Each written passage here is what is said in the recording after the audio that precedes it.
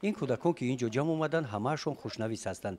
در مؤسسه تحصیلات میانه عمومی رقم 11 واقع در دهه توگرک برای اشتراک در آزمون جمع اومدند. این جمع آمد به خاطر آنها است.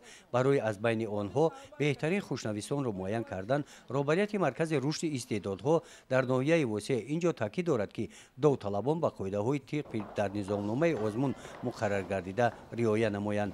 کودکان را آموزگارانشان همراهی دارند. شماره خویشمندانی که ذوق خوشنویسی دارند و خواهش اشتراک در آزمون را دارند امسال نظر به سال گذشته چند مرتبه زیاد به قید گرفته شده است. متصدیان آزمون تاکید نمودند که برای همه اشتراکچیان امکان اشتراک در آزمون را می‌دهند. صنف‌های ابتدایی که این آزمون بین این خوانندگان می‌گذارد در صنفخانه‌های علاهیده تشکیل و گذرانیده شد. در یک چند صنفخانه داوطلبان جا کرده شدند. در هر یک صنفخانه یک آموزگار متن دیکتن را می‌خواند.